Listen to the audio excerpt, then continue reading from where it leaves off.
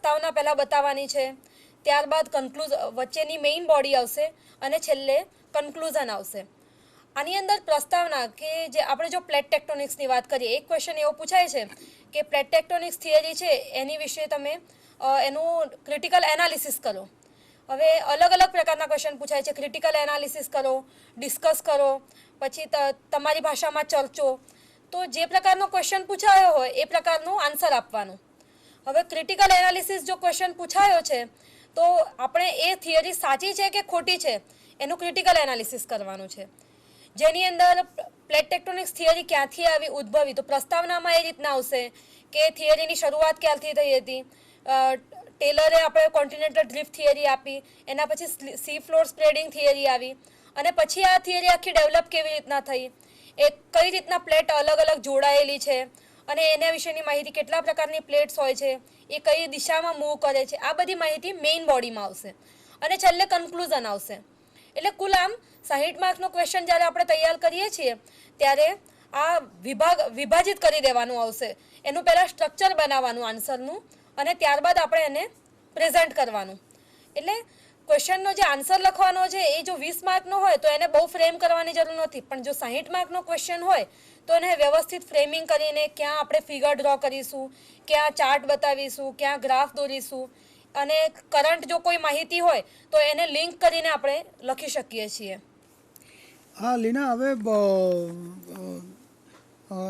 એક તો જ્યોગ્રાફી વિષય તે રાખીને આ સિલેક્શન તે પ્રાપ્ત કર્યું, તો વિદ્યાર્થી મિત્રોને જરા એટલી આપણે પ્રેરણા આપી શકીએ કે તું આયુર્વેદિક ડૉક્ટર હોવા છતાં તે જ્યોગ્રાફી વિષય રાખ્યો અને યુપીએસસીમાં આટલી સારી રેન્ક મેળવી.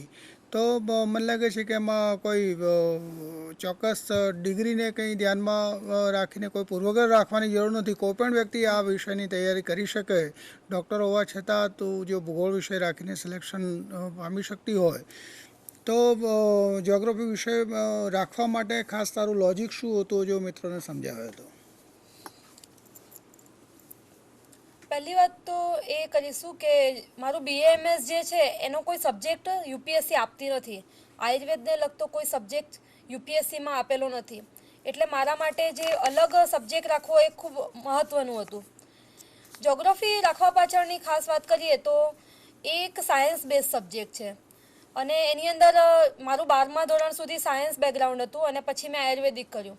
એટલે 12મામાં મારું ફિઝિક્સ, કેમેસ્ટ્રી ભણવામાં આવેલું જ હતું, જેના કારણે મને જ્યોગ્રાફી સબ્જેક્ટ ઘણો ઇઝી પડે એવું લાગ્યું.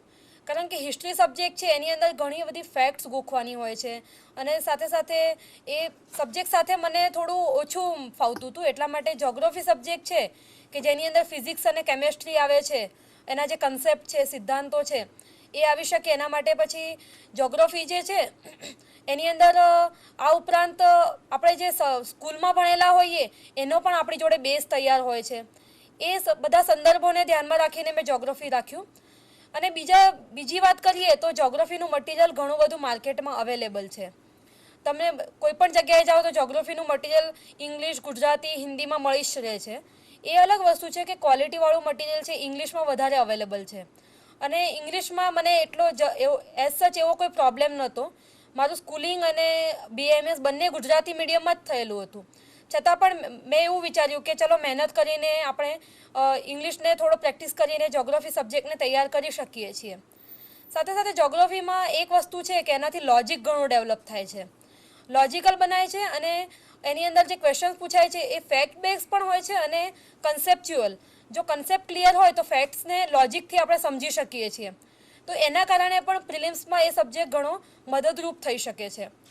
એ સબ્જેક્ટ એટલા માટે મેં રાખ્યો. અને બીજી વાત કરીએ તો મેઇન્સમાં પણ એનું જે માર્ક્સ છે એ ઘણા સારા માર્ક્સ આવી શકે છે. મેપ માર્કિંગની જે વાત કરી, જો મેપ માર્કિંગ સરખું કરેલું હોય અને 3 ક્વેશ્ચન સારા લખાઈ જાય તો માર્ક્સ ઘણા ખેંચી શકાય. એના માટે મેં બીએમએસ હોવા છતાં, એક ડૉક્ટર હોવા છતાં પણ આ સબ્જેક્ટને પ્રિફર કર્યો. તમે લોકો પણ જો તમારે ગ્રેજ્યુએશનમાં કોઈ પણ સબ્જેક્ટ હોય પણ તમે બીજો સબ્જેક્ટ રાખી શકો છો તમારી રુચિ અનુસારનો. કે કોઈ સોશિયોલોજી સાથે કરતું હોય ગ્રેજ્યુએશન, પણ એને જો સોશિયોલોજી આગળ માફક ના આવે તો સબ્જેક્ટ ચેન્જ કરી શકે છે. એવું નથી કે ગ્રેજ્યુએશનમાં જે સબ્જેક્ટ રાખ્યો એ જ સબ્જેક્ટ આપણે ફરીથી રાખવો જરૂરી છે. એટલે જોગ્રાફી એક સારો ઓપ્શનલ બની શકે છે એ રીતના. હા લીના, 2 વખત તે મેઇન્સ આપી અને પ્રિલિમ 3 વખત આપી. હા સર. તો 3 પ્રિલિમમાં જ્યોગ્રાફીનો તારો સ્કોર કેવો રહ્યો હતો અને 2 વખત મેઇન્સમાં જ્યોગ્રાફીનો કેવો સ્કોર રહ્યો હતો? પહેલી વખતે જ્યારે મેં પ્રિલિમ્સ આપી ત્યારે મારી જોડે સમય ઓછો હતો અને તો પણ મેં થોડી ઓછી વ્યવસ્થિત સ્માર્ટ વર્ક કરીને, કે જેમ મેં તમને આગળ વાત કરી કે અમુક સેક્શનને બહુ વ્યવસ્થિત રીતના કરીને, જીઓમોર્ફોલોજી છે, ક્લાઇમેટોલોજી, જેમાંથી વધારે પૂછાય છે એવા સેક્શન્સને વધારે સારી રીતના કરીને પહેલાં એટેમ્પમાં પ્રિલિમ્સમાં મારો જોગ્રાફીમાં સ્કોર હતો એ 73 હતો અને જીએસમાં જે છે એ 72 હતો. હવે મારા પહેલા એટેમ્પની હું તમારી સાથે શેર કરવાની ઈચ્છા રાખીશ, કારણ કે મેં લગભગ 4 મહિનામાં જ પ્રિલિમ્સની તૈયારી કરી હતી. પરંતુ એક શું કહેવાય, ગોલ ઓરિએન્ટેડ તૈયારીના કારણે મને પ્રિલિમ્સમાં સફળતા મળી, જેની અંદર મેં જે સેક્શન કર્યા હતા ને એને ખૂબ જ સારી રીતના કર્યા હતા, અને જે સેક્શનને છોડી દીધા હતા તો એના મેં ક્વેશ્ચન એટેમ્પ જ ના કર્યા, અને એક કોન્ફિડન્સ સાથે પ્રિલિમ્સ આપી કે જે આવડે છે એને વ્યવસ્થિત રીતના કરવાનું છે, અને જે નથી આવડતું એનો લોભ રાખ્યા સિવાય એ ક્વેશ્ચન્સને છોડી દેવાનું છે. તો એ વખતે મેં લગભગ 92 જેટલા ક્વેશ્ચન કર્યા હતા અને પછી એમાંથી લગભગ 16 થી 17 ખોટા પડ્યા હતા. અને પછી જે નેગેટિવ માર્કિંગ હોય છે, 1/3, જો 3 ક્વેશ્ચન ખોટા પડે તો 1 માર્ક કપાઈ જાય, એટલે કે 1/3 નેગેટિવ માર્કિંગ હોય છે. એટલે એ પ્રમાણે મારો સ્કોર લગભગ 72-73 હતો. બીજી વખતે પહેલી વખતના જે એટેમ્પ હતો એમાં મેં મેઇન્સ આપી. મેઇન્સમાં મારું સિલેક્શન થયું, ઇન્ટરવ્યૂ આપ્યું અને પછી ફાઇનલ સિલેક્શન ન થયું, જેના કારણે મને થોડુંક નિરાશા આવી હતી. અને પછી મેં જે પ્રિલિમ્સ આપી, એક જ દિવસ તો મને સમય મળ્યો હતો વાંચવાનો, એના કારણે મારો પ્રિલિમ્સમાં હું જે અપિયર થઈ એ બહુ સ્ટેબલ માઇન્ડ નથી, એના કારણે મારો જે સ્કોર હતો એ ઘણો ઓછો થઈ ગયો પ્રિલિમ્સમાં. હવે આ જે મારો પહેલા અને બીજા એટેમ્પની વાત કરીએ ને, તો એમાં મેઇન ડિફરન્સ એ જ હતો કે પહેલા એટેમ્પ કરતાં બીજા એટેમ્પમાં મારું રીડિંગ વધારે થયું હતું, છતાં પણ મારો સ્કોર ઘટી ગયો, ફક્ત અને ફક્ત કોન્ફિડન્સ નહીં હોવાના કારણે, અને જે મગજની સ્થિરતા હતી કે ચલો મારું સિલેક્શન નથી થયું એના કારણે જે નિરાશા હતી એ કારણ માત્રને લીધે જ મારો જે બીજા એટેમ્પમાં સ્કોર હતો જોગ્રાફીનો એ ઘણો ઘટી ગયો. લગભગ 57 જેવા ક્વેશ્ચન સાચા પડ્યા હતા અને પછી મારું પ્રિલિમ્સમાં સિલેક્શન નહોતું થયું. અને ત્રીજા એટેમ્પ વખતે મેં ફરીથી કોન્ફિડન્સ સાથે એટેમ્પ આપ્યો અને પ્રિલિમ્સની તૈયારી બહુ સારી રીતના કરી. જાન્યુઆરીથી તો મે સુધી અને 5 મહિનાનો સમય આપ્યો પ્રિલિમ્સને, અને કોન્ફિડન્સ સાથે પ્રિલિમ્સ આપવા બેઠી, અને ફરીથી મારો સ્કોર છે એ 75 જેટલો હતો જોગ્રાફીમાં, અને જીએસમાં પણ એટલો સ્કોર હતો 75 જેટલો, 75 થી 80ની વચ્ચે. એટલે તમે જોઈ શકો છો કે દરેક વખતે જો 70થી ઉપર સ્કોર આવી શકે તો પાસ થઈ જવાય છે. 60થી જો નીચે સ્કોર જતો રહે તો સિલેક્શન નથી થઈ શકતું પ્રિલિમ્સમાં. એટલે અને મેઇન્સની જો વાત કરીએ તો પહેલી વખતમાં મારે જે મેઇન્સમાં માર્ક્સ હતા જોગ્રાફીમાં એ ઓછા હતા, 282 જેટલો સ્કોર હતો બંને પેપરનો મળીને 600 માર્ક્સમાંથી, જેની અંદર પેપર 1માં મારે 126 માર્ક્સ હતા અને પેપર 2ની અંદર 156 માર્ક્સ હતા. હવે આની વખતે પહેલી વખતમાં મારે એવું થયું હતું કે હું ટાઈમ મેનેજમેન્ટ સરખી રીતના ન કરી શકી. આપણે જે બધાની માન્યતા હોય છે કે દિલ્હી જઈને જ તૈયારી કરી શકાય, અને એ માન્યતા હેઠળ હું પણ દિલ્હી ગઈ અને ત્યાં જઈને મેં સમય બગાડ્યો, જેના કારણે હું જોગ્રાફીને ન્યાય ન આપી શકી. ગુજરાતીને તો પછી ગુજરાતી લિટરેચરને મેં થોડી ઉતાવળ કરીને પણ પૂરું કરી નાખ્યું, પણ જોગ્રાફી સબ્જેક્ટમાં એવું થયું કે હું દિલ્હી જવાના કારણે ત્યાં મારો સમય બગડ્યો અને એના કારણે એક માઇન્ડ ડાયવર્ટ થયું અને વ્યવસ્થિત રીતના તૈયારી ના થઈ શકી. એના કારણે મારા પેપર 1માં ઘણા ઓછા માર્ક્સ આવે, 126 માર્ક્સ જ હતા. પછી બીજા વખતે તો મારી પ્રિલિમ્સ ક્લિયર ના થઈ, એ વખતે મેં એવું વિચાર્યું કે ચલો આપણે પેપર 1માં જે માર્ક્સ ઓછા હતા એને કવર કરવાનો ટ્રાય કરીએ. તો પેપર 1માં કઈ રીતના તૈયારી કરી શકાય કે જેનાથી માર્ક્સ વધારે આવી શકે. તો મેં આપણા કુલકર્ણી સાહેબ છે યુનિવર્સિટીના, જે એચઓડી છે જોગ્રાફી વિભાગના, એમનો કન્સલ્ટ કર્યા અને એમણે મને કીધું કે તમે લખવાની પ્રેક્ટિસ રાખો અને વધારેમાં વધારે સારી રીતના મેપ ડ્રો કરી શકો, ફિગર્સ ડ્રો કરી શકો તો વધારે સારું. તો એના માટે મેં પ્રેક્ટિસ શરૂ કરી અને પેપર 1 અને પેપર 2ને સરખું વેઇટેજ આપ્યું. હવે એવા વખતે ખાલી પેપર 1માં ઓછા માર્ક્સ હતા તો ખાલી પેપર 1ને જ ધ્યાન આપવું એવું નહીં, બંને પેપર્સને સરખું ધ્યાન આપ્યું, બંનેના સરખા જવાબો લખ્યા. અને પેપર 1 છે તો એની અંદર પ્લેટ ટેક્ટોનિક્સ થિયરી હોય તો એને લગતી મેપની ફિગર્સ ડ્રો કરવાની, અલગ અલગ થિયરીઝને લગતી નેટ પરથી માહિતી મેળવીને ફિગર્સ જો સારી મળી શકે તો એને ડ્રો કરવાની, ગ્રાફ બનાવવાના, એની ખૂબ પ્રેક્ટિસ કરી.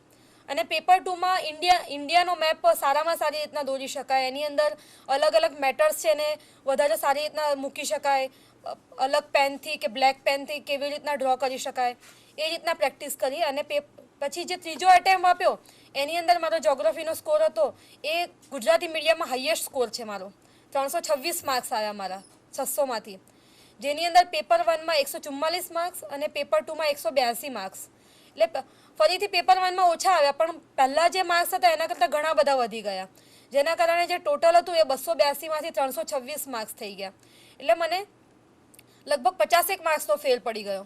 એટલે ખાલી રાઇટિંગ પ્રેક્ટિસ અને થોડું વ્યવસ્થિત રીતના ધ્યાન આપવાથી અને અલગ જે રિસોર્સિસ છે આપણા નેટ છે કે અલગ અલગ બુક્સ છે, નવી કોઈ બુક આવી હોય એ બધાનો યુઝ કરવાના લીધે જ 50 માર્ક્સ વધી ગયા અને રેન્ક આટલો બધો જ્યોગ્રાફીના કારણે આગળ આવી ગયો.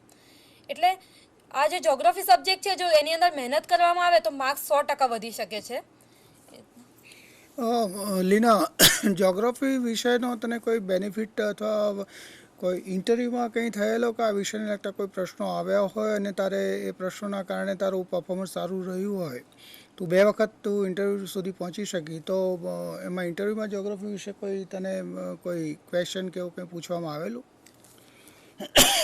સર, ઇન્ટરવ્યૂની વાત કરીએ તો એમાં જ્યોગ્રાફી વિશે મારે કંઈ ખાસ પૂછવાનું નહોતું આવેલું, પરંતુ જ્યોગ્રાફી સબ્જેક્ટનો જે ફાયદો છે એ મને આ વખતની મેઇન્સમાં ખૂબ થયો. અને ગયા વખતે પણ મારો જે જીએસનો સ્કોર હતો એ ગુજરાતી મીડિયમમાં સેકન્ડ હાઈએસ્ટ હતો, 351 માર્ક્સ હતા. જે 380 જે આપણા બુદ્ધભટ્ટી છે, કાર્તિકેય બુદ્ધભટ્ટી, એમને હતા જે આઈએસ છે અત્યારે, અને સેકન્ડ પછી 351 મારા માર્ક્સ હતા.